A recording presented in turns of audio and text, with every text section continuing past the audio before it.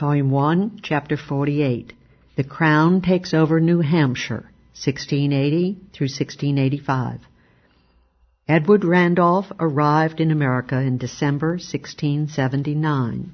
His first task was to set up the royal government in New Hampshire. At Portsmouth in mid-January, Randolph invested John Cutt, a leading Portsmouth merchant, with the office of president.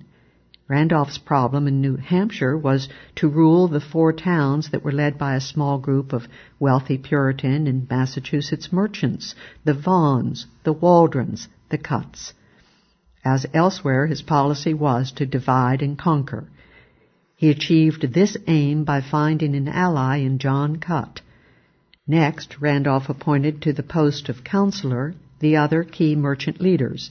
These included Richard Waldron, Richard Martin, and William Vaughan. But 5 of the 6 counselors at first refused to serve, and it was the influence of John Cutt that finally persuaded them to end their civil disobedience and to assume their posts. Waldron became vice president of the colony. The new General Court of New Hampshire, consisting of council and elected assembly, met in March and bravely passed a kind of Declaration of Rights, asserting that no act, imposition, law, or ordinance be made or imposed upon us, but such as shall be made by the Assembly and approved by the President and Council. Brave words, but they ran straight against the intentions of the royal power. Leaving New Hampshire, Randolph left behind him another pliable ally, Walter Barefoot, his deputy collector of customs. Barefoot was to enforce the Navigation Acts strictly and collect the corollary revenue. Another ally was the Englishman Richard Chamberlain, a friend of Mason's who was appointed secretary of the New Hampshire Council. However, Randolph lost his number 1 ally, Cutt, who died in early 1681. Succeeding him in the post was the tough-minded merchant Richard Waldron. The new spirit was evident when Barefoot decreed that all ships entering and leaving Portsmouth must do so only under his authority. Waldron and his colleagues immediately displayed the old Massachusetts spirit of independence, promptly arresting Barefoot and trying him before the President and Council as the Supreme Court of the colony. Barefoot was charged with having in a high and presumptuous manner set up His Majesty's Office of Customs without leave from the President and Council, for disturbing and obstructing the subjects in passing from harbor to harbor and from town to town. Barefoot was found guilty and fined the considerable sum of £10. New Hampshire was now in virtual revolt against the Crown's rule. King Charles quickly disallowed the colony's Declaration of Rights, and Robert Mason came to New Hampshire in late 1681 with the King's order requiring Mason to be admitted as a member of the Council. Mason's agents then began to demand his current and back quit rents from the settlers on pain of eviction, and to forbid the settlers to cut timber on his lands. Acting on numerous aggrieved petitions, the council commanded Mason and his agents to cease and desist from these harassments. There followed a test of strength. Mason summoned the council to appear before the king. The council issued a warrant for Mason's arrest as an usurper. Upon losing the test, Mason escaped arrest and fled back to England. But New Hampshire had also to face the royal might of England. Mason having told his tale, and Richard Chamberlain, Francis Champernoun, and Walter Barefoot having complained, the king decided to remodel the administration of New Hampshire and bring the rebellious colony to heel. Instead of a president, New Hampshire was now to have a royally appointed governor with greatly expanded powers. The governor could convoke or dissolve the General Court, veto its laws, remove councilors, constitute courts, and appoint officers. Selected to be the first royal governor was the court favorite, Edward Cranfield, who was promised a handsome salary and 1/5 of all the quit rents received. Cranfield arrived in New Hampshire in October 1682. Virtually his first act was to remove the independent-minded Waldron and Martin from office. He called an assembly which promulgated a new code of laws, this time omitting the Declaration of Rights. By December, Cranfield had discovered that Mason, in persuading him to take the office, had misrepresented the little colony by stating that it was far wealthier and more populated than it was. For a short while, Cranfield, disappointed at the poor pickings, turned against Mason and Randolph and restored Waldron and Martin to office. In a few more weeks, however, Cranfield remembered what he was there for and settled down to his job of plundering as best he could. As Cranfield was reported to have said, he had come to New Hampshire for money, and money he would have. Cementing his alliance with Randolph, he put Randolph on the New Hampshire Council and also appointed him Attorney General of the colony. Toward the end of December, Cranfield seized and dragged into court George Jaffrey, a Puritan merchant of Portsmouth, for shipping goods deemed contraband under the navigation laws. At the trial, the jury, following the great English tradition of deciding on the justice of the law as well as the facts of the specific case, decided against the law and brought a verdict with court cost against the Crown. Cranfield reacted by removing Elias Stowman from his offices of councilman and commander of the fort. Stowman had disobeyed an order to fire on Jaffrey's ship and was replaced as commander by the always pliable Captain Walter Barefoot. The most high-handed reaction of Cranfield was to direct Randolph to prosecute the jury and all others involved in the criminal conspiracy. Cranfield would have liked to proceed against the main leader of the resistance, Reverend Joshua Moody, a Puritan minister who was also a merchant. Cranfield now found the popularly elected assembly refusing to pass his demands for higher taxes. The governor decided to institute a complete executive despotism and subdue the recalcitrant colonists. Cranfield dissolved the assembly and made himself and the council the supreme legislative and judicial power. He changed the juries from being elective to agencies appointed by the governor. Virtually the entire populace of the colony, led by the merchants, freeholders, and Puritans, bitterly opposed the despotic regime that Cranfield had managed to impose in 3 short months in office. The people of New Hampshire were not the sort to take this treatment passively. Many people in Exeter resisted payment of the tax levy, but Edward Gove, a deputy from Hampton, decided on more active resistance, rebellion.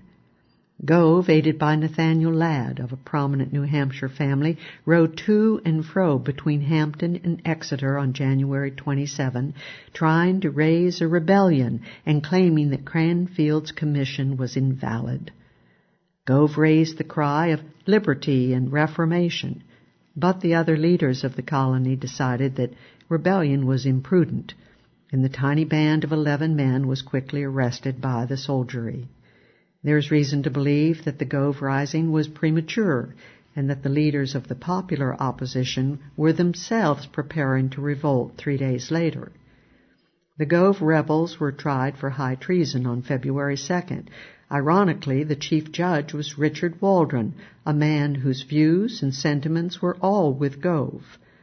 Waldron knew that Gove was right and that he, Waldron, should have been standing in the dock instead of judging the man now there.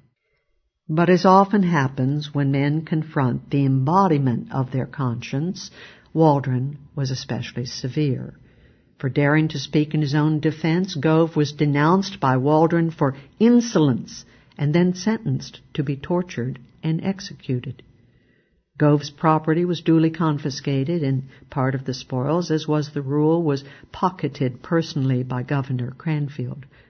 But Cranfield feared the rising revolutionary situation and was worried that Gove might escape, so he decided to follow the royal rule for rebels and ship Gove to England. Gove's colleagues, though also convicted of treason, were released. In England, Gove was imprisoned in the Tower of London, where there may have been an attempt to poison him. Cranfield and his little clique now imposed a grinding despotism upon the colony. Cranfield speedily removed Waldron and Martin from the council once again, and appointed Barefoot his deputy governor and Mason the chancellor. With the magistrates and juries all appointed by the governor, Mason began mass prosecution for failure to pay quit rents. Cranfield was supplied with a special incentive to enforce Mason's claims. 1/5 of the quit rents, extracted from the people, was to go to Cranfield himself. Mason won 30 or 40 suits before packed juries and had the satisfaction of winning the first suit against none other than Waldron. The jury consisted of tenants of Robert Mason. But when executions were levied, no one would buy the confiscated lands or take possession of them. They remained in the hands of the property owners. Cranfield now tried to meet this nonviolent resistance and extract Mason's rents by force, but the people, emboldened by news of Gove's life being spared, rose up and met force with force, led by Waldron, Vaughan, and Reverend Mr. Moody. Cranfield promptly retaliated by clamping the colony's leaders, including Waldron, Moody, Vaughan, and Stallman, into jail. But this also failed, for the people managed to release many of them from prison, and the rest were bailed out. Cranfield, undaunted, pressed on in his despotic course. The ships of Massachusetts, thought to be anti-Cranfield, were excluded from New Hampshire because of Massachusetts' persistent violations of the navigation laws. He altered town boundaries and forbade the collection of town and parish taxes until taxes to the province were paid. Executive despots have traditionally had one Achilles heel: taxes. Cranfield found himself forced in January 1684 to recall the Assembly to try to raise more tax revenues. Cranfield used the old device of despots, trying to frighten the Assembly with dark forebodings of a foreign and an Indian threat. He had secret intelligence, said Cranfield, that New Hampshire was in danger of foreign invasion. He therefore demanded the doubling of tax rates for various increased expenses of government, including the repair of the Portsmouth fort. But the Assembly staunchly refused to be intimidated by war scares and refused to pass the revenue bill. Governor Cranfield now dissolved the Assembly again and proceeded to the ultimate length of levying taxes himself without consent of the Assembly. He also angered the colonists deeply by deciding to suppress completely the colony's largest church, the Puritan Church, and to impose Anglicanism on New Hampshire by force.